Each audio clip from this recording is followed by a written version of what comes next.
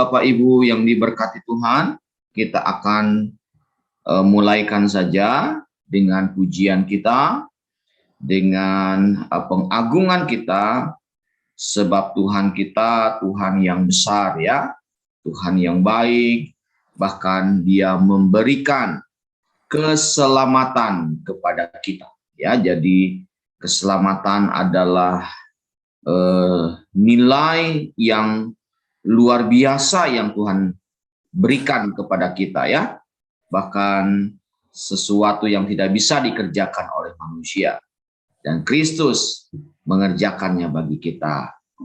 Puji Tuhan. Kita angkat satu pujian kepada Tuhan sebagai doa kita, sebagai rasa syukur kita kepada Tuhan atas anugerah yang besar yang Tuhan berikan kepada kita. Haleluya, haleluya.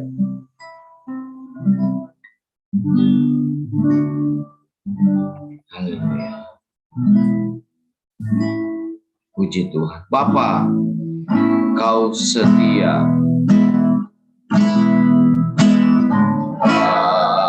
Bapa, Kau setia.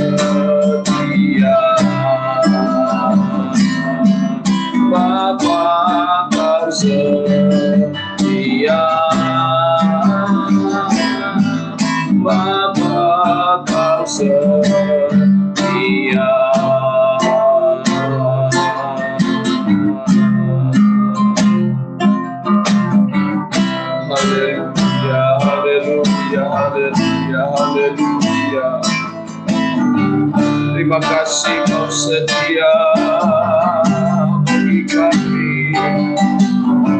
Haleluya, haleluya.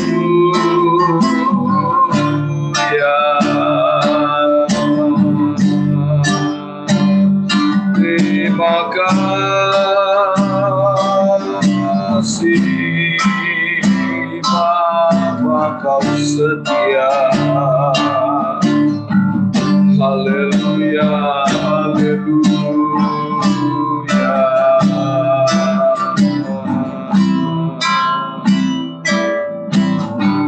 Terima kasih Tuhan, Kau setia bagi kami. Haleluya.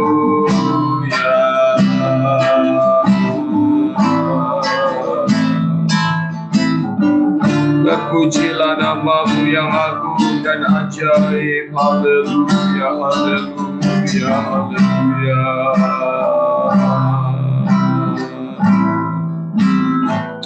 Terima kasih Tuhan Yesus, terima kasih Tuhan. Kau baik, Kau setia bagi kami. Haleluya, haleluya. Terima kasih Bapa yang baik. Buat saat malam hari ini, kami boleh kembali ada di dalam ruangan Zoom ini. Kami akan beribadah kepada Tuhan, khususnya kami akan mempelajari lagi kebenaran firman Tuhan. Kiranya Tuhan menolong, memimpin dari awal sampai akhirnya. Tuhan memberkati kami dengan anugerah Tuhan. Hamba-Mu yang akan melayani, kiranya pengurapan hikmat Allah ada di atasnya, dan kami sama-sama menerima, mengerti, dan melakukan firman Tuhan. Terima kasih Tuhan, terpuji nama-Mu kekal selama-lamanya. Kami serahkan dalam tangan Tuhan acara dari awal sampai akhirnya. Di dalam nama Tuhan Yesus Kristus. Haleluya. Amin. Puji Tuhan, saya serahkan kepada Bapak Pendeta Mahlon untuk meneruskan pembelajaran kita. Puji Tuhan. Terima kasih, silakan Om Mahlon.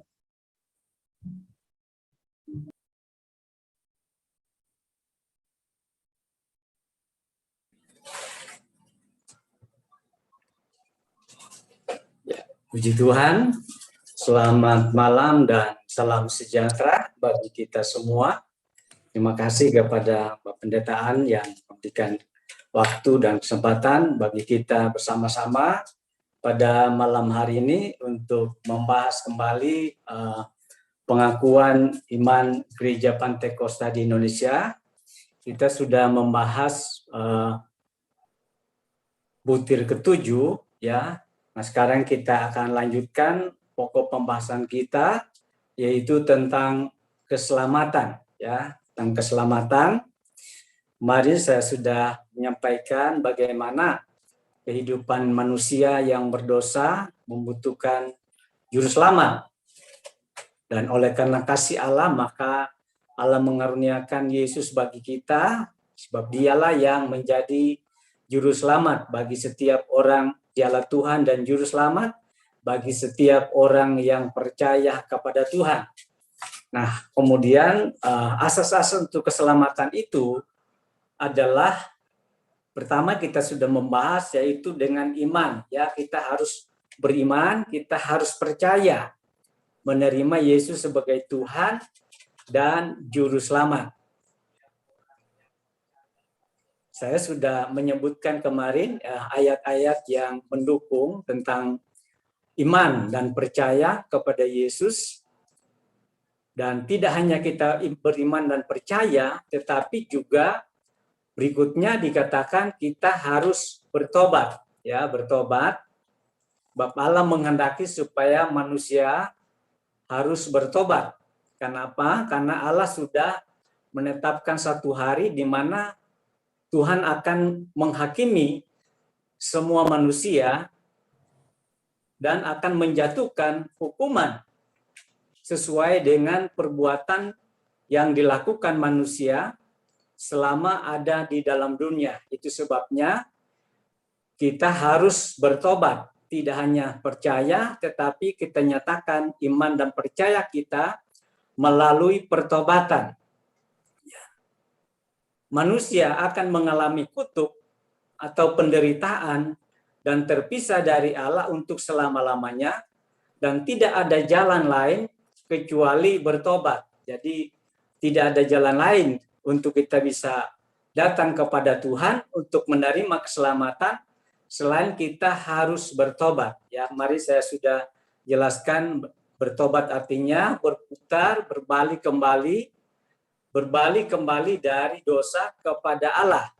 Ya, bertobat meliputi perubahan hati, pikiran, dan sikap. Pertobatan adalah awal suatu kelahiran baru dan syarat untuk menerima keselamatan. Jadi pertobatanlah awal suatu kelahiran baru dan syarat untuk kita atau untuk seseorang menerima keselamatan. Ya, jadi kalau seorang tidak mau bertobat, ya maka tentunya keselamatan itu tidak akan menjadi milik dalam hidupnya. Tetapi kalau ingin menerima keselamatan, maka dia harus beriman, dia percaya, menerima Yesus sebagai Tuhan dan Juru Selamat, dan menyatakan imannya, percayanya dengan melalui pertobatan. Ya. Bertobat berbeda dengan menyesal. Ya, pasti kita semua sudah paham ya tentang hal pertobatan.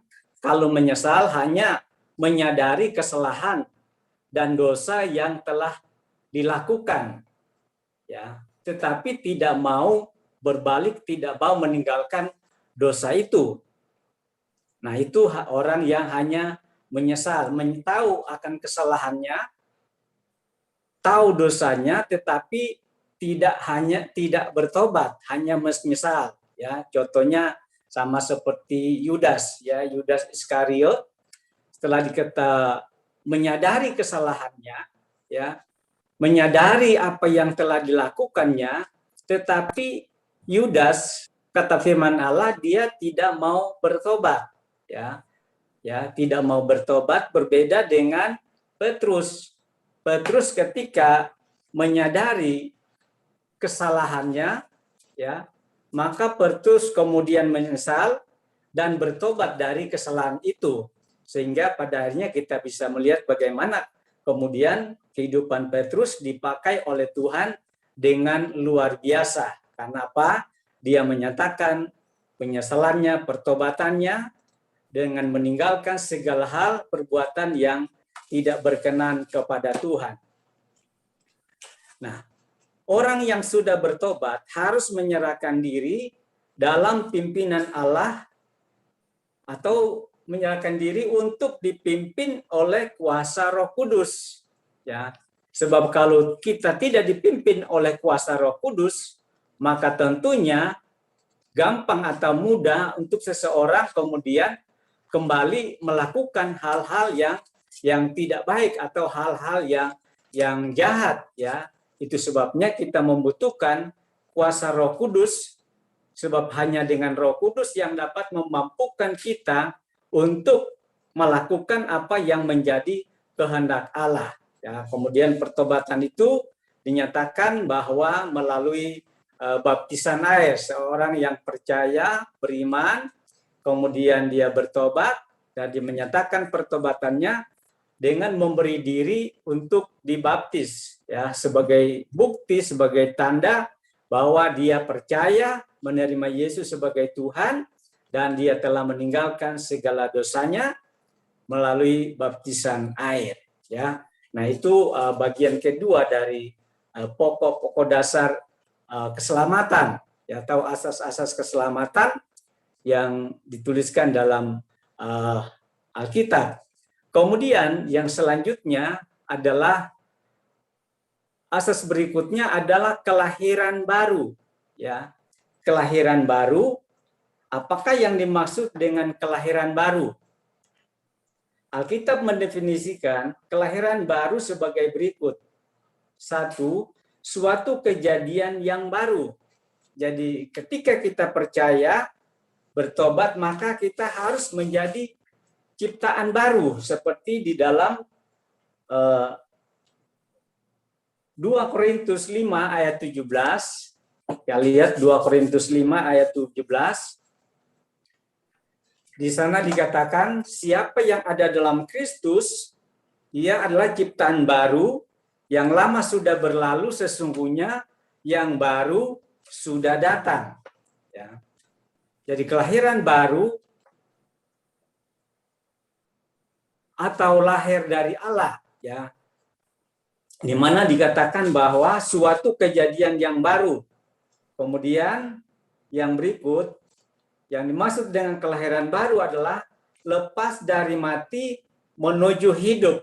Jadi seorang tidak dilahirkan baru, maka tentunya tidak akan menerima keselamatan, bahkan tidak akan masuk dalam kerajaan surga. Itu sebabnya kata Yesus kepada Nikodemus, kita lihat di dalam Injil Yohanes pasal 3, Injil Yohanes pasal 3 ayat yang ke-3 dikatakan demikian. Yohanes pasal 3 ayat 3, Yesus menjawab katanya, Aku berkata kepadamu, sesungguhnya jika seorang tidak dilahirkan kembali, ia tidak dapat melihat kerajaan Allah. Kata Nikodemus kepadanya, bagaimanakah mungkin seorang dilahirkan kalau ia sudah tua? Dapatkah ia masuk kembali ke dalam rahim ibunya dan dilahirkan lagi? Jawab Yesus, Aku berkata kepadamu, sesungguhnya jika seorang tidak dilahirkan dari air dan roh, ia tidak dapat masuk ke dalam kerajaan Allah. Jadi seorang untuk menerima keselamatan, maka ada langkah-langkah yang harus kita lakukan. Selain kita bertobat, maka tentunya adalah kehidupan dilahirkan kembali, kehidupan yang telah dibaharui, sebab dikatakan siapa yang ada dalam Kristus, ia adalah ciptaan baru, yang lama sudah berlalu, sesungguhnya yang baru sudah datang. Jadi kehidupan di mana kita boleh menerima satu kehidupan baru di dalam Yesus, yaitu melalui kita melakukan akan kebenaran firman Tuhan. Ya, kita boleh menerima kelahiran baru, atau di mana hati kita, kehidupan kita dibaharui oleh firman, ya, firman dan Roh Kudus, sehingga kehidupan kita dari hari ke hari, kehidupan kita semakin hari semakin berkenan kepada Tuhan. Namun kita lihat di sini bagaimana Nikodemus tidak memahami atau tidak mengerti apa yang dikatakan oleh Yesus bahwa untuk masuk dalam kerajaan surga, maka seorang harus dilahirkan kembali, yaitu kehidupan yang sudah dibaharui, ya, hati kita dibaharui, pikiran kita, bahkan sikap kita, ya, selalu dibaharui oleh firman dan Roh Kudus, sebab hanya oleh firman dan Roh Kudus yang selalu membaharui kehidupan kita, sehingga kehidupan kita yang dibaharui akan semakin berkenan kepada Tuhan. Sebab tanpa kelahiran baru di dalam Yesus Kristus, maka tentunya kehidupan kita yang berdosa tidak akan berkenan kepada Tuhan, apalagi menerima keselamatan atau kehidupan yang kekal untuk selama-lamanya. Jadi harus melalui suatu kelahiran baru, ciptaan baru, yang baru adalah kehidupan kita, karakter kita yang diubahkan oleh firman dan Roh Kudus, ya. Yang baru bukan yang dimaksudkan fisik, tetapi bagaimana hati kita, kehidupan kita yang telah dibaharui oleh firman dan Roh Kudus, juga melalui kematian, kebangkitan Yesus Kristus, kita dapat menerima satu kehidupan yang baru. Dengan kehidupan yang baru, maka disitulah kita boleh berkenan kepada Tuhan. Jadi langkah berikutnya adalah melalui kelahiran baru. Suatu bagian di dalam sifat ilahi, ya, artinya kelahiran baru memberikan pengertian bahwa kita mendapat bagian dalam sifat ilahi, ya, sifat Allah menjadi bagian di dalam kehidupan kita. Jadi orang percaya, orang Kristen harus dilahirkan, tidak hanya dilahirkan melalui ibu kandung, tetapi kita juga harus dilahirkan oleh firman dan Roh Kudus, sehingga kehidupan kita yang baru, yang telah dibaharui oleh firman, maka disitulah kita dapat menerima keselamatan yang telah disediakan Tuhan bagi kita. Kemudian kelahiran baru bukan pembaharuan yang berasal, ya, kelahiran baru bukan pembaharuan yang berasal dari manusia, melainkan perubahan bentuk hidup yang dikerjakan oleh Allah. Tidak semua orang yang menjadi anggota salah satu gereja dapat dikatakan sudah lahir baru. Demikian juga dengan tata cara etika moral yang baik yang telah dipelajari. Ya.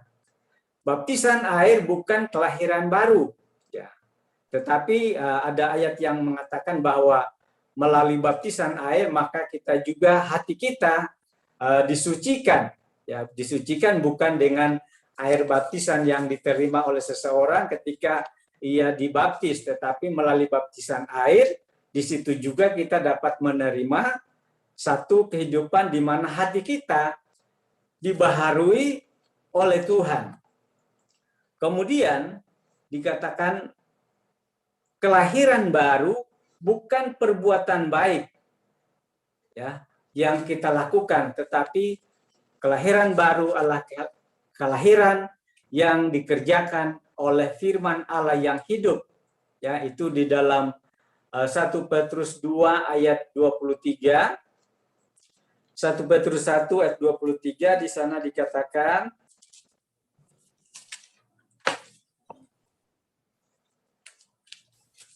1 Petrus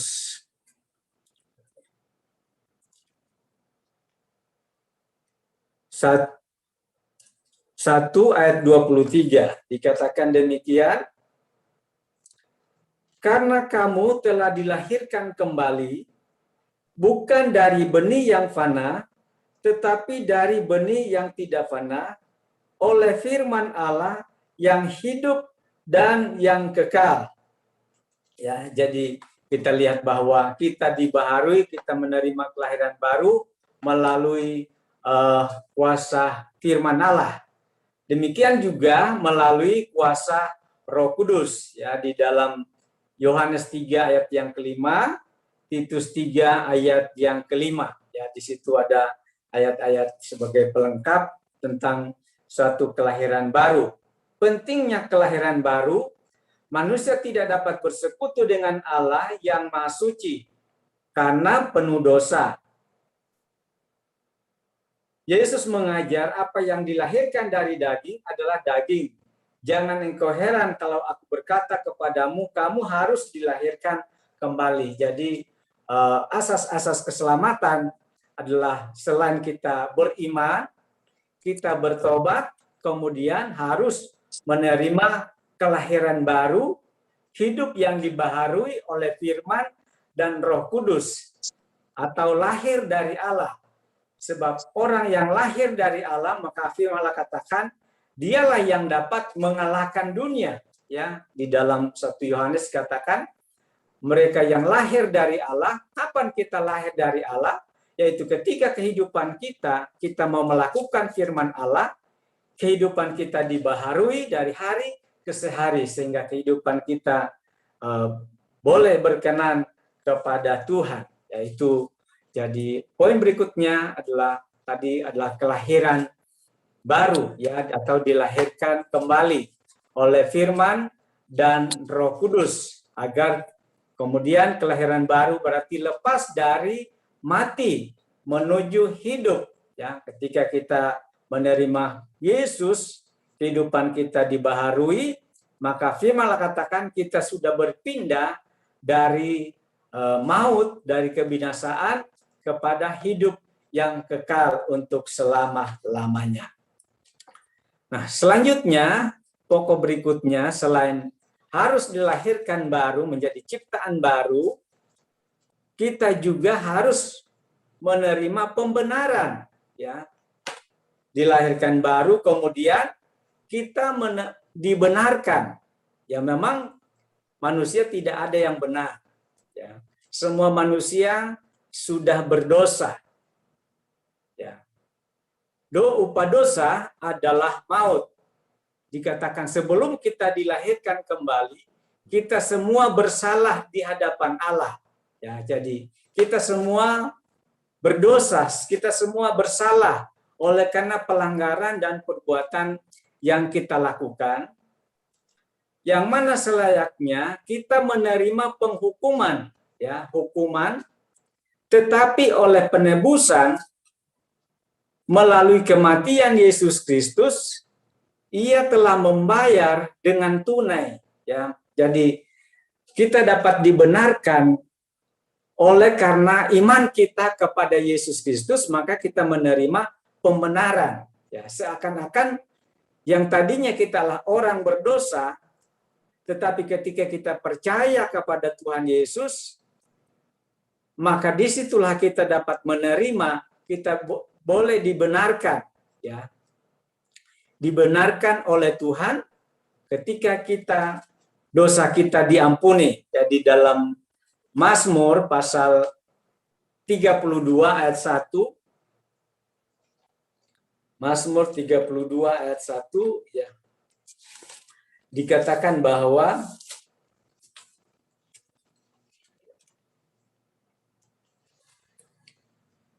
berbahagialah, dari Daud nyanyian pengajaran. Berbahagialah orang yang diampuni pelanggarannya, yang dosanya ditutupi. Berbahagialah manusia yang kesalahannya tidak diperhitungkan Tuhan dan yang tidak berjiwa penipu. Ya, jadi di sini ketika kita menerima pengampunan dari Tuhan, maka kemudian kita dapat menerima pembenaran. Kita dibenarkan oleh Tuhan ketika dosa kita dan kesalahan kita diampuni oleh Tuhan.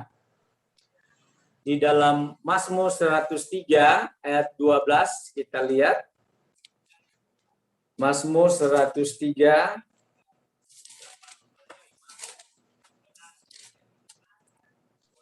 ayat 12. Ya, saya baca ayat yang ke-8, Mazmur 103. Tuhan adalah penyayang dan pengasih, panjang sabar dan berlimpah kasih setianya. Tidak selalu Ia menuntut dan tidak untuk selama-lamanya Ia menendam. Tidak dilakukannya kepada kita setimpal dengan dosa kita, dan tidak dibalasnya kepada kita setimpal dengan kesalahan kita. Tetapi setinggi langit dari bumi, di atas bumi, demikian besarnya kasih setianya atas orang-orang yang takut akan Dia. Ayat 12, sejauh timur dari barat, demikian dijauhkannya daripada kita segala pelanggaran kita. Jadi kita lihat melalui pengampunan di dalam Yesus, maka dosa kita tidak diingat-ingat lagi. Dosa kita dihapuskan. Dosa kita, kata firman Allah, dibuang ke tubir-tubir laut. Dosa kita, dan kita yang telah dibenarkan oleh Allah, maka dikatakan di dalam Roma pasal 5 dikatakan, ayat pertama, bahwa mereka yang telah dibenarkan oleh Allah, ayat 5, Roma pasal 5 ayat pertama, sebab itu kita yang dibenarkan karena iman, kita hidup dalam damai sejahtera dengan Allah. Oleh karena Tuhan kita, Yesus Kristus, oleh Dia kita juga beroleh jalan masuk oleh iman kepada kasih karunia ini, di dalam kasih karunia ini kita berdiri dan kita bermegah dalam pengharapan akan menerima kemuliaan Allah, ya, dan seterusnya. Jadi untuk menerima keselamatan, maka tentunya kita juga harus melalui kehidupan yang telah dibenarkan oleh Tuhan, ya. Kebenaran diri kita sendiri, perbuatan yang kita lakukan tidak membawa kita untuk dapat memiliki keselamatan selain kita dibenarkan oleh Tuhan. Yang tadinya selayaknya kita menerima hukuman karena dosa kita, tapi kemudian kita mengaku dosa kita, kesalahan kita, maka kita dinyatakan benar dan layak berada di hadapan Allah. Benar seakan tidak berdosa.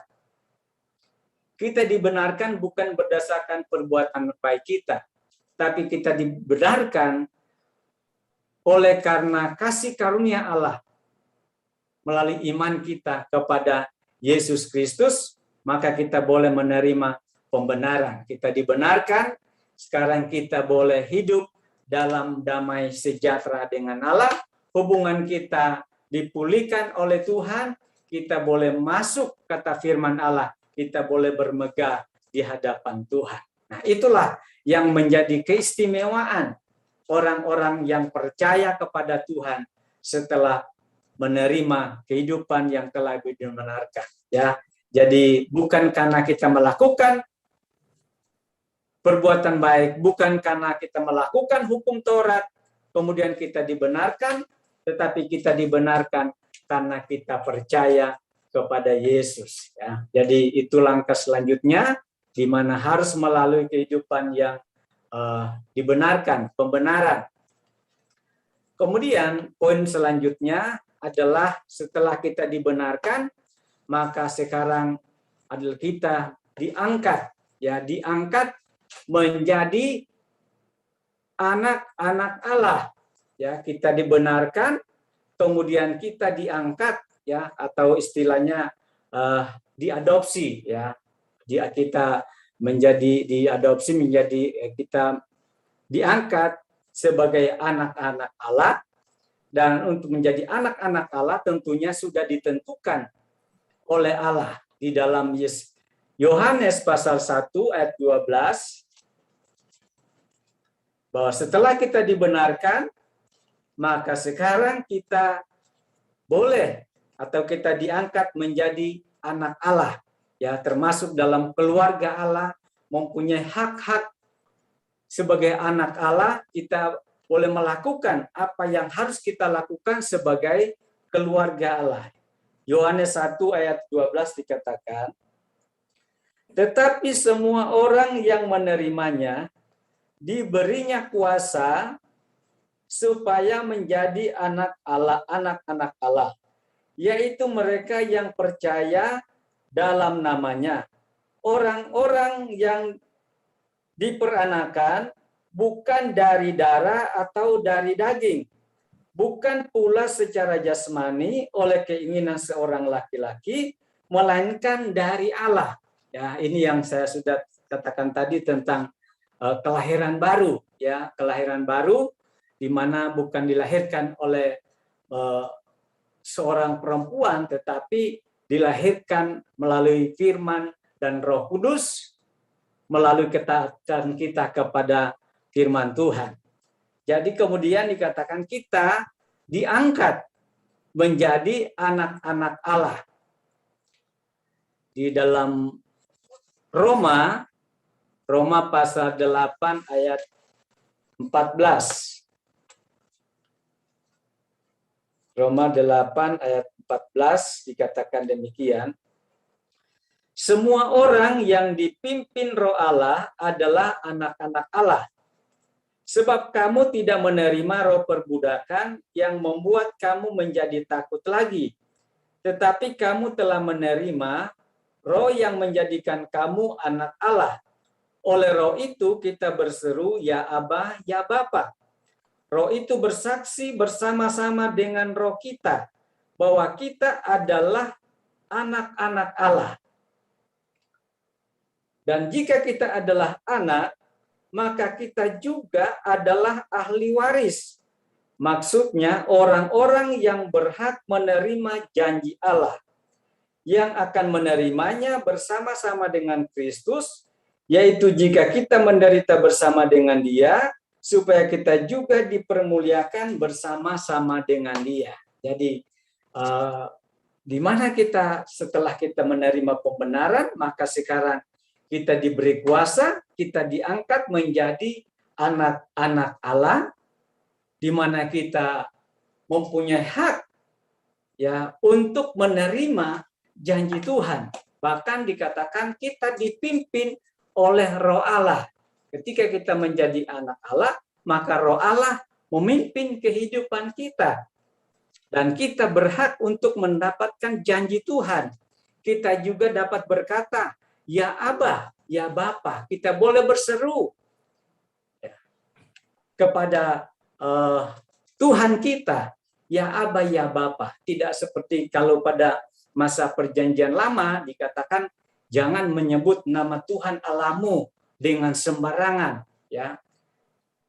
Tetapi ketika kita sudah diangkat menjadi anak-anak Allah, maka kita diberi hak untuk boleh berseru kepada Bapa di sorga. Ya, bahkan kita boleh menerima warisan yang disediakan Tuhan bagi kita. Ya, jadi itulah kehidupan setelah kita dibenarkan, kita diangkat menjadi anak-anak Allah. Ya, luar biasa ya. Jangankan anak Allah, menjadi mungkin anak pejabat aja atau orang-orang yang hebat kita sudah senang. Ya, apalagi kita sudah menjadi anak-anak Allah, raja di atas segala raja. Jadi kita patut bersyukur, kita bangga kepada Tuhan kita yang telah memberikan hak bagi kita sehingga kita boleh disebut anak-anak Allah yang dapat menerima janji atau warisan yang tersimpan di sorga. Kapan saja kita boleh berseru, kita boleh memanggil Tuhan ya melalui doa sebagaimana yang diajarkan oleh Tuhan Yesus. Jika engkau berdoa, masuklah ke dalam kamarmu, tutup pintu, lalu katakan Bapa di sorga. Artinya kita sudah memiliki hubungan yang baik, hubungan yang erat dengan Tuhan. Ya, Dia menjadi Bapa kita yang kita boleh panggil, yang boleh kita minta supaya Tuhan selalu menyertai kehidupan kita. Dan itulah yang tentunya kita harus bangga, kita harus bermegah karena kita boleh berhak menerima janji Tuhan. Kemudian, tidak hanya setelah kita diangkat menjadi anak-anak Allah, ya saya tidak panjangkan dari poin-poin ini, saya hanya garis besarnya saja. Setelah kita diangkat menjadi anak-anak Allah, maka selanjutnya, maka Allah dikatakan memerintahkan rohnya diam di dalam kita. Di dalam Efesus 1 ayat 13, Efesus pasal 1 ayat 13 dikatakan demikian. Di dalam Dia, kamu juga karena kamu telah mendapat firman kebenaran, yaitu Injil keselamatanmu, dalam Dia kamu juga ketika kamu percaya, perhatikan, dimeteraikan dengan Roh Kudus yang dijanjikannya itu.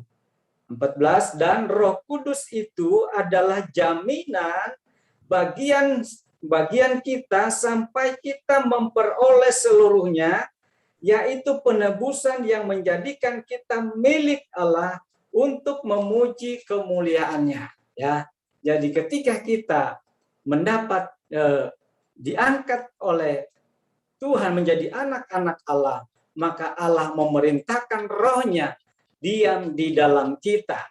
Dan rohnya itu dikatakan dia memeteraikan. Ya, sesuatu yang dimeteraikan adalah sesuatu yang sangat penting, sesuatu yang berharga, yang sebagai tanda pemilikan. Nah, sama halnya ketika kita menerima Dia, maka kita dipenuhkan dengan Roh Kudus, sebagai meterai Allah bahwa kita adalah milik Allah. Kita bukan milik dunia ini, ya. Sekalipun kita masih hidup dalam dunia, tetapi status kita sudah berubah. Bahkan firman Allah katakan kewargaan kita adalah di sorga, ya. Karena apa? Karena kita sudah percaya kepada Dia, ya. Jadi dibaptis dengan Roh Kudus, itu sebabnya orang yang percaya tidak hanya dibaptis dengan air, tapi kemudian harus selanjutnya dibaptis dengan Roh Kudus, ya. Jadi itu ada baptisan Roh Kudus di mana kita dimeteraikan bahwa kita adalah milik Allah, bukan milik dunia. Ya. Kemudian selanjutnya, proses selanjutnya adalah pengudusan atau kesucian. Ya, di mana kita harus dikuduskan, disucikan. Pengudusan itu berlaku baik masa lampau, masa sekarang, dan masa yang akan datang. Mulai kita percaya kehidupan kita dikuduskan, hari ini dan seterusnya kita dikuduskan, dan sampai yang akan datang. Kita terus disucikan, dikuduskan. Artinya kehidupan kita dipisahkan dari hal-hal duniawi, dari hal-hal yang tidak berkenan, supaya kehidupan kita boleh berkenan kepada Tuhan. Yang dapat menguduskan kita adalah Allah sendiri, ya, di dalam 1 Tesalonika 5 ayat 23 sampai 24.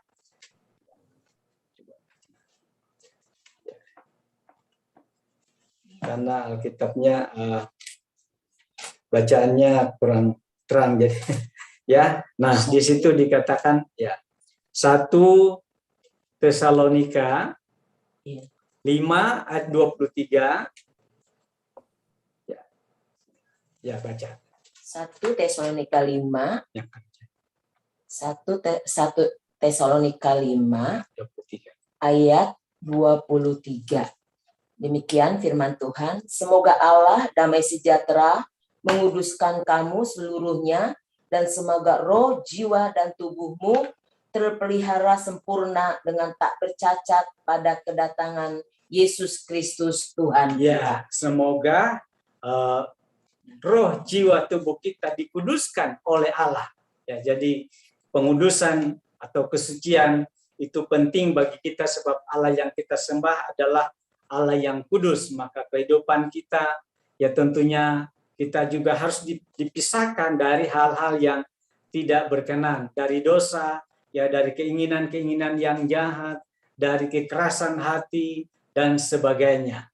Supaya kehidupan kita yang telah dipisahkan oleh Tuhan boleh berlayak di hadapan Tuhan.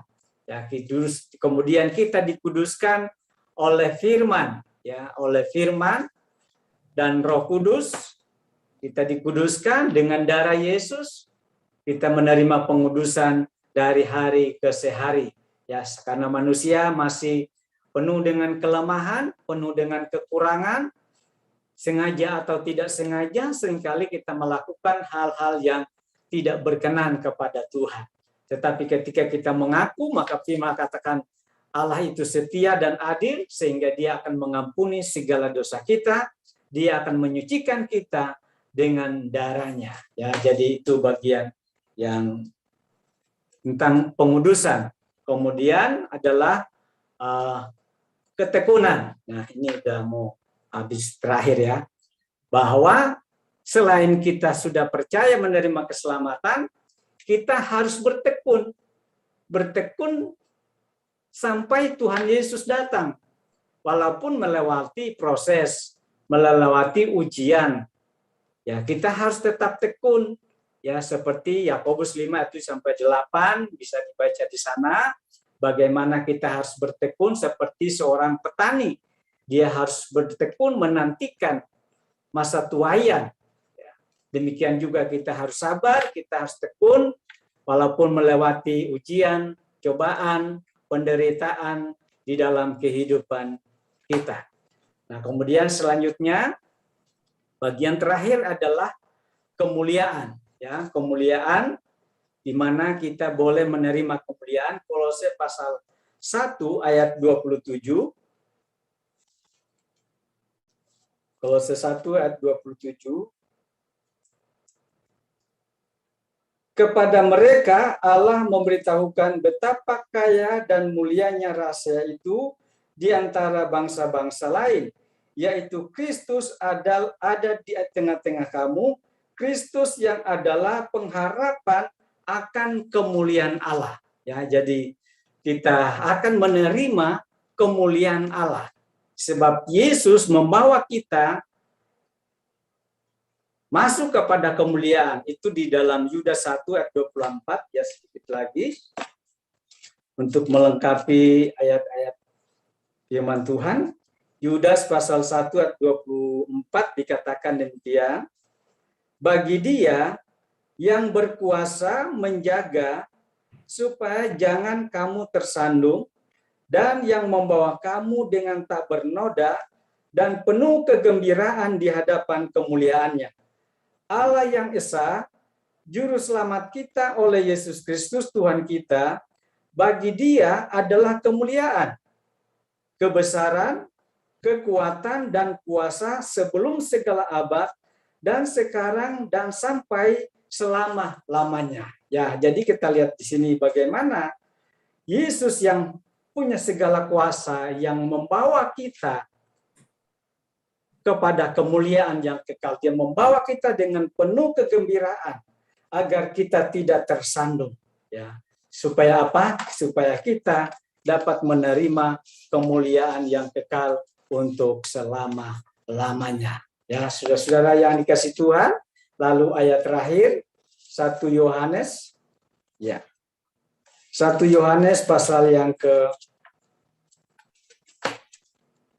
pasal 3, 1 Yohanes pasal 3, saya baca demikian. Lihatlah betapa besarnya kasih yang dikaruniakan Bapa kepada kita, sehingga kita disebut anak-anak Allah. Dan memang kita adalah anak-anak Allah, karena itu dunia tidak mengenal kita, sebab dunia tidak mengenal Dia. Saudara-saudara yang kekasih, sekarang kita adalah anak-anak Allah. Tetapi belum nyata apa keadaan kita kelak, akan tetapi kita tahu bahwa apabila Kristus menyatakan dirinya, kita akan melihat kita menjadi sama seperti Dia. Sebab kita akan melihat Dia dalam keadaannya yang sebenarnya.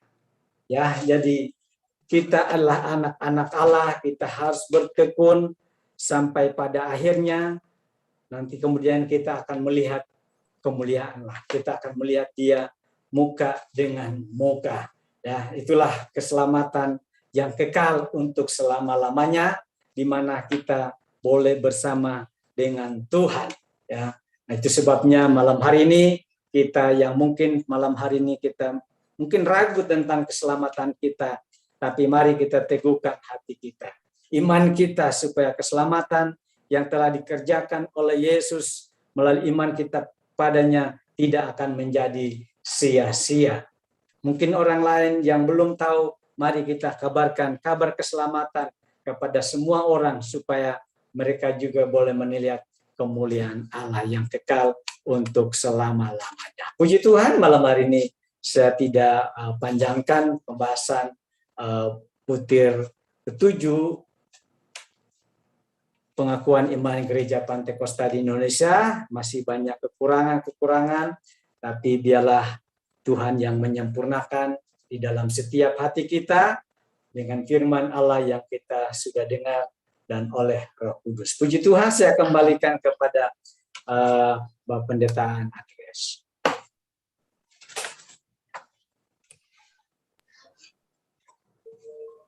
Baik, terima kasih Om Mahlon.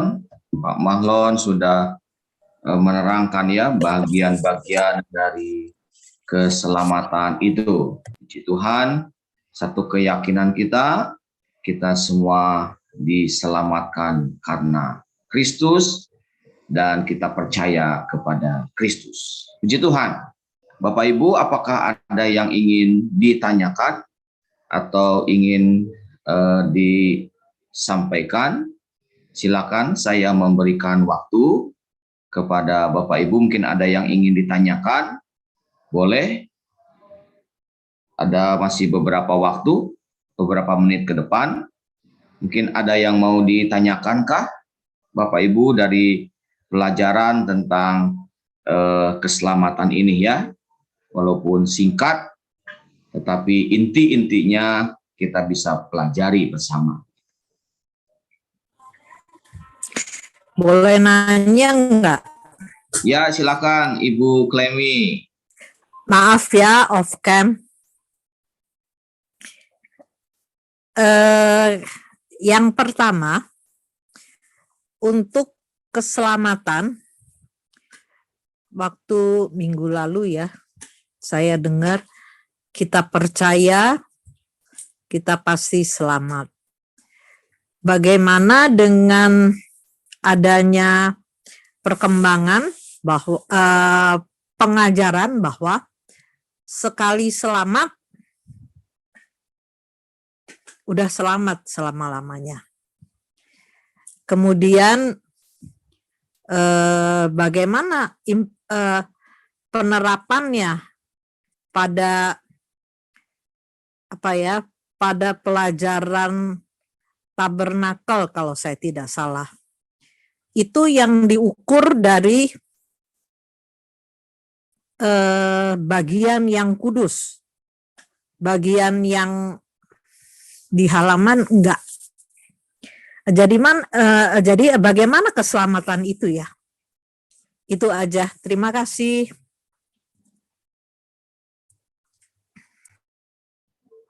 Baik, terima kasih.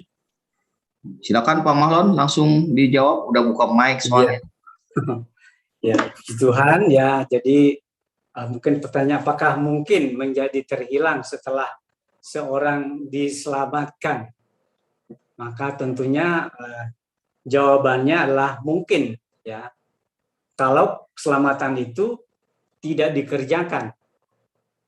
Ya memang ada pandangan yang mengatakan bahwa sekali selamat tetap selamat ya. Ayat yang dikutip biasanya itu di Yohanes pasal 10 ayat 28 dikatakan,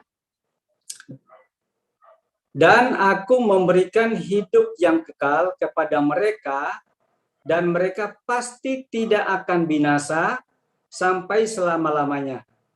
Dan seorang pun tidak akan merebut mereka dari tanganku. Ya, ini mungkin salah satu alasan mereka berkata bahwa sekali selamat akan tetap selamat. Karena apa? Alasan mereka karena keselamatan itu, hidup kekal itu sudah diberikan dan dikatakan tak ada seorang pun yang dapat melepaskan. Dengan mereka katakan bahwa kalau toh kecuali ada kuasa yang lebih dari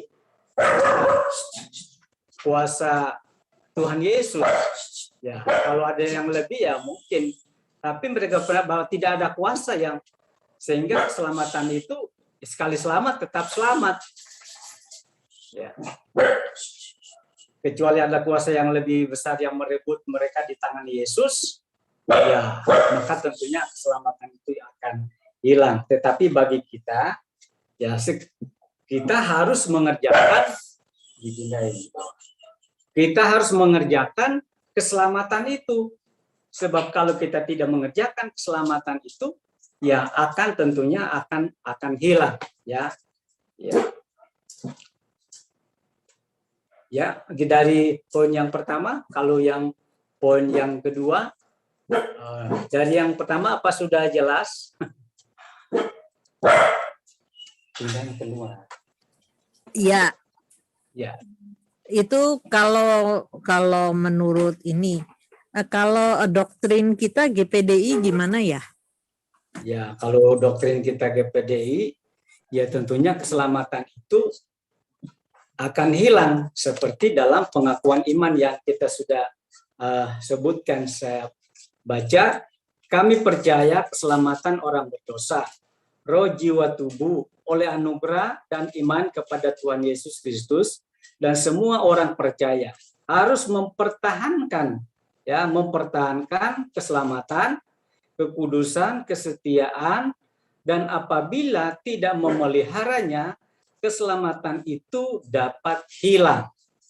Ya, artinya ya bisa hilang keselamatan ketika keselamatan itu tidak dikerjakan.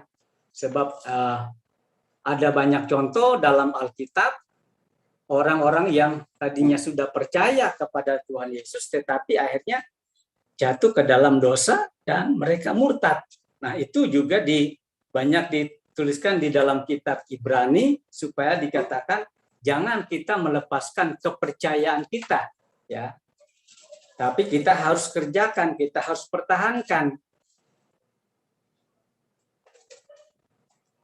Ya. Ya, jadi kita harus kerjakan sampai akhir kehidupan kita tetap percaya. Sebab saya melihat ya dalam perjalanan kehidupan anak-anak Tuhan, mereka dari awal sudah percaya, sudah bertobat, udah baptis, lahir baru, udah penuh dengan Roh Kudus, ya. Ini penuh dengan Roh Kudus, tapi pada kenyataannya setelah untuk seterusnya tidak sampai kepada akhirnya. Ya, akhirnya karena pengaruh dunia, karena pengaruh hal yang ada di sekitarnya, dia murtad, ya. Istilah murtad dalam Alkitab. Ya, artinya bahwa ya itulah yang harus tugas kita harus berjuang mempertahankan keselamatan itu. Paulus katakan, kerjakanlah keselamatanmu dengan takut dan gentar. Jangan kita menyia-nyiakan keselamatan yang besar, itu Ibrani 2 ayat 1 sampai 3. Saya baca supaya lebih jelas. Ibrani pasal 2 ayat 1. Karena itu harus lebih teliti kita memperhatikan apa yang telah kita dengar, supaya kita jangan hanyut di bawah arus, ya, hanyut di bawah arus. Sebab kalau firman yang dikatakan dengan perantaraan malaikat-malaikat tetap berlaku, dan setiap pelanggaran dan ketidaktaatan mendapat balasan yang setimpal, bagaimanakah kita akan luput jika kita menyia-nyiakan keselamatan yang sebesar itu, yang mula-mula diberitakan oleh Tuhan dan oleh mereka yang telah mendengarnya kepada kita dengan cara yang dapat dipercayai. Sedangkan Allah meneguhkan kesaksian mereka oleh tanda-tanda dan mujizat-mujizat dan oleh berbagai-bagai penyataan kekuasaan dan karena Roh Kudus yang dibagi-bagikannya menurut kehendaknya. Jadi bagi kita, ya tentunya GPDI percaya bahwa keselamatan itu harus dikerjakan. Sebab kalau tidak dikerjakan, ya akan hilang ketika seorang itu tidak lagi hidup dalam kebenaran. Ya. Mungkin ada yang bisa ditambahkan, silakan. Atau ada pendeta Aan atau hamba Tuhan yang lain. Haleluya. Malam. Ya. Malam Kamalon. Ya, malam-malam. Ya. Seperti Kamalon tanya, jawab tadi, apabila seorang percaya yang sudah lahir baru, bertobat dan penuh kuasa Roh Kudus, dia murtad. Tapi dia balik lagi, apakah keselamatan itu tetap berlaku atas orang tersebut, maksud saya? Ya, tentunya ya keselamatan. Ya, oke, terima kasih. Ya, untuk keselamatan yang memang tadinya sudah percaya, sudah lahir baru, bertobat, tapi kemudian dia murtad, maka tidak ada lagi kata firman Allah untuk mendapatkan keselamatan itu. Karena di dalam Ibrani pasal 10 ayat 26 dikatakan, sebab jika kita sengaja berbuat dosa sesudah memperoleh pengetahuan tentang kebenaran, maka tidak ada lagi korban untuk menghapus dosa itu, tetapi yang ada ialah kematian yang mengerikan, ya, mengerikan, akan penghakiman dan api yang dahsyat yang akan menghanguskan semua orang durhaka. Jika ada orang yang menolak hukum Musa, ia dihukum mati tanpa belas kasihan atas keterangan 2 atau 3 saksi. Betapa lebih beratnya, perhatikan, betapa lebih beratnya hukuman yang harus dijatuhkan atas dia yang menginjak-injak anak Allah, yang menganggap najis darah perjanjian, yang menguduskannya, dan yang menghina roh kasih karunia. Sebab kita mengenal dia yang berkata, pembalasan adalah hakku, akulah yang akan menuntut pembalasan. Ya, dan seterusnya. Ya, jadi jelas dari apa yang kita sudah baca, bahwa ketika seorang sudah menerima Kristus, sudah bertobat, tapi kemudian kembali lagi, maka kehidupannya akan lebih buruk, kata firman Allah, dari sebelumnya. Bahkan dia akan menerima penghukuman yang kekal. Ya, gimana Pak Herman?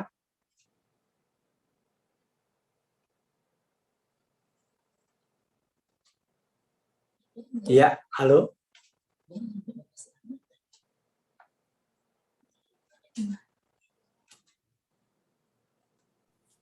Ya, ada yang bisa menjelaskan lebih lanjut penderaan atau bagaimana? Siapa lagi? Pak Herman, bagaimana? Udah jelas? Ya, mungkin sinyalnya lagi. Tapi tadi Mahlon, maaf Ya, ya, kalau saya nggak salah dengar pertanyaannya Ya. Herman, dia mula-mula ya percaya. baptis, kemudian Ya. penuh Roh Kudus, kemudian murtad, akhirnya balik lagi. Oh, Ya, benar. Dia maksudnya balik Sorry. lagi. Sinyalnya Ya. hilang tadi, sorry. Akhirnya balik lagi. Iya, Nah, iya. Iya, balik lagi. pertanyaannya Pak Ya. Herman, itu keselamatan itu orang bagaimana gitu? Oke. Kalau nggak Ya. salah gitu ya. Ya. Benar, CMI. Ya, kalau Makasih, dia CMI. balik lagi ya, dia percaya dengan sungguh-sungguh, minta pengampunan dari Tuhan.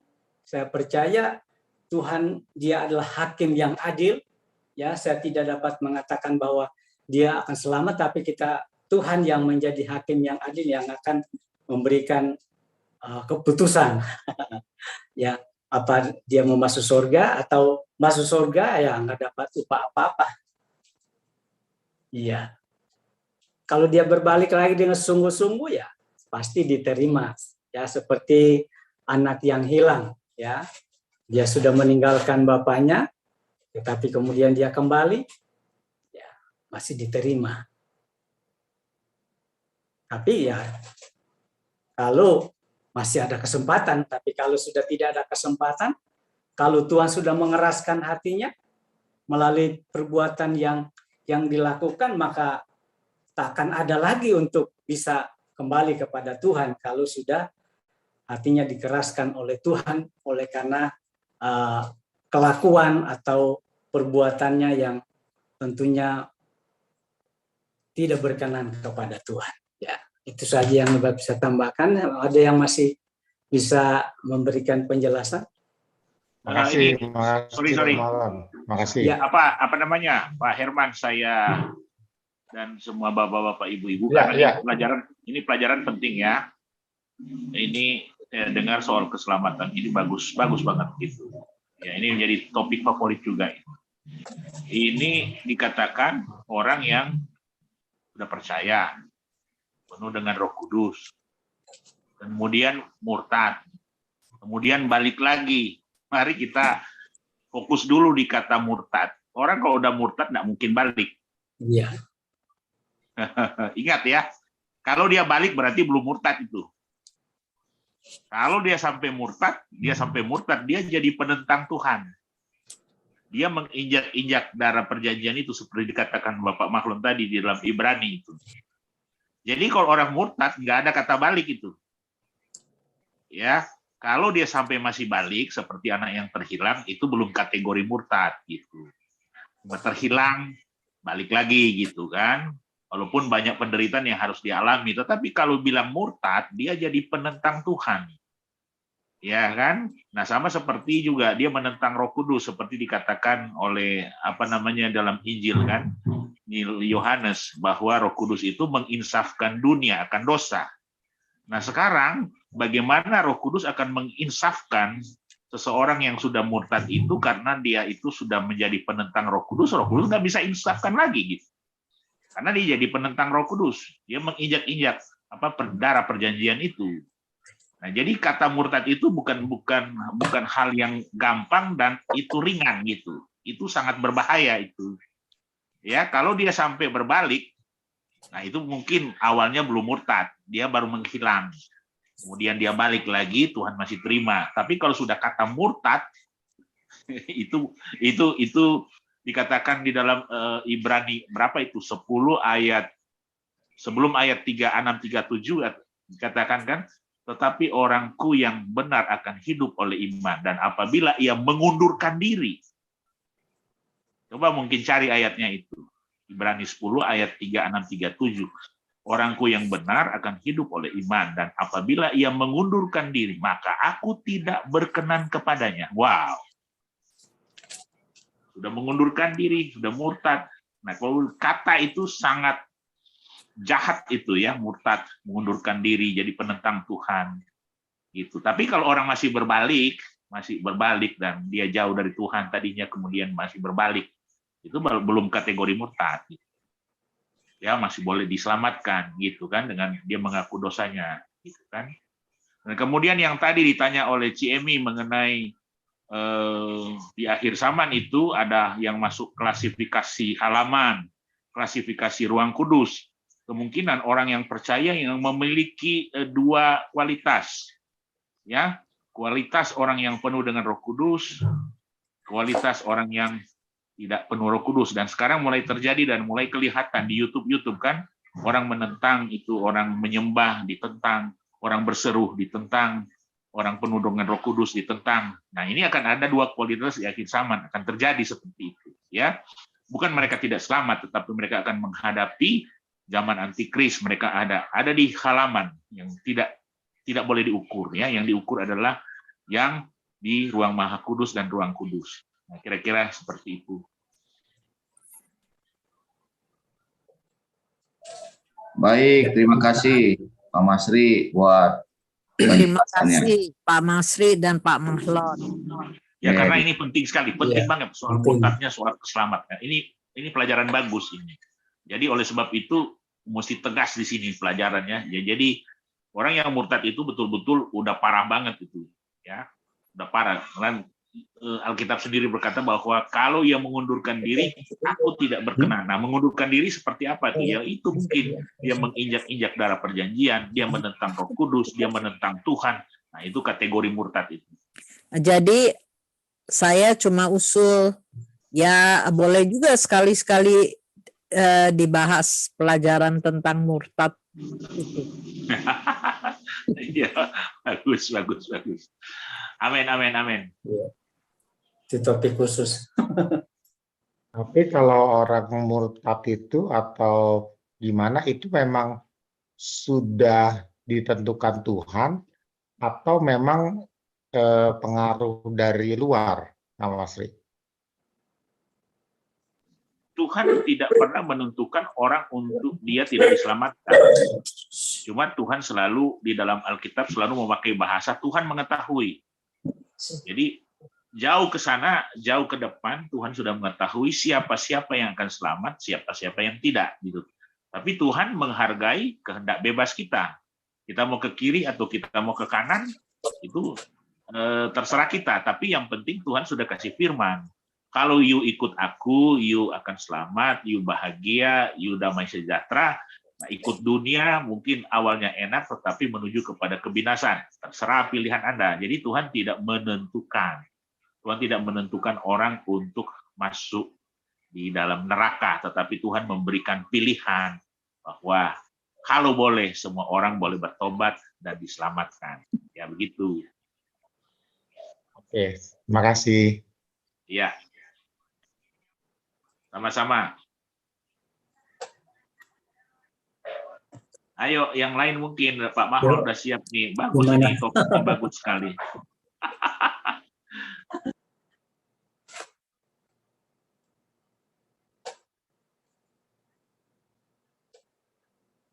Mungkin udah nggak ada. Manaan?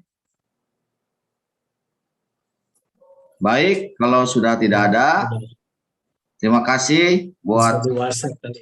semuanya. Kalau masih ada mau ditanyakan, silakan. Mungkin bisa japri atau seperti apa, silakan Bapak Ibu ya. Jangan ragu-ragu, di sini banyak hamba Tuhan yang bisa menolong untuk memberikan penjelasan. Terima kasih buat pertemuan kita 2 kali dalam tas. Tuhan Yesus memberkati Pak Mahlon yang sudah menyampaikan. Ya. Saya serahkan kepada Pak Gembala untuk menutup.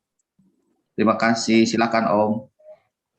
Ya, puji Tuhan. Jadi keselamatan memang adalah pokok yang sangat penting yang harus kita akui. Dan kita bersyukur seperti Kisah 4 ayat 12 dikatakan keselamatan hanya ada di dalam Yesus. Nah, itu pertahankan Yesus kita. Ya, di kolong langit ini tidak ada nama lain yang menyelamatkan, hanya di dalam Yesus. Itu yang harus kita ingat. Lalu tadi kita ingat juga dalam Ibrani 10 yang ke-26 tadi dikatakan sengaja. Jika kita sengaja, nah itu dia. Jadi artinya dia udah tahu, tapi dia sengaja. Nah itu juga yang harus kita perhatikan. Jangan sampai kita mempermainkan. Ya. Jadi Tuhan tolong. Jadi memang seperti tadi dikatakan keselamatan itu ada satu pokok yang penting. Apalagi ini kita sudah tiba di hari-hari yang akhir. Tinggal kita nanti pada waktunya ada atau tidak dalam keselamatan. Tapi milik Tuhan saya, biarlah kita yang sudah beriman kepada Yesus tetap dalam iman kita kepada Yesus. Karena tidak ada nama lain yang kita dapatkan untuk kita keselamatan itu. Ya, kita berdoa ya. Kami mensyukuri ya Bapa, kalau kami boleh mengenal Engkau, mengerti arti nama Yesus buat kami. Karena itulah satu-satunya nama yang di dalamnya ada keselamatan. Sebab itu biarlah iman kami tetap dalam Engkau saja Tuhan. Walaupun begitu banyak keadaan-keadaan yang seringkali membawa kita, kami semua Tuhan bisa ada dalam keadaan-keadaan yang berdosa. Tapi kalau Tuhan yang menjagai kami tahu kami ada dalam perlindungan Engkau yang ajaib itu. Hanya mampukan kami, jangan sampai seperti Ibrani 10:26 katakan, kami sengaja. Karena kami tahu kalau kami sengaja, maka Engkaulah yang akan menjadi hakim kami semua. Engkau yang tahu hati kami, yaitu sekali lagi ampuni kami semua ya Bapa. Sebab itu terpilihlah namamu, biar kami boleh tetap ada dalam keselamatan yang padamu. Berkati hambamu, Pendeta Mahlon yang sudah mengenalkan tentang keselamatan, pengakuan iman kami tentang keselamatan. Biarlah hal ini memang harus ada pada kami, yang kami tahu bahwa keselamatan itu hanya ada dalam Yesus Kristus. Sebab itu terpilihlah namamu kekal selama-lamanya. Untuk kami tetap dalam iman yang teguh kepada Kau saja. Berkati kami semua Tuhan, terus memelihara iman kami dengan sempurna. Terpuji namamu Bapa, berkat-Mu atas kami semua. Berkat dalam nama Tuhan Yesus Kristus. Menjadi bagian kami sekarang sampai selamanya. Haleluya.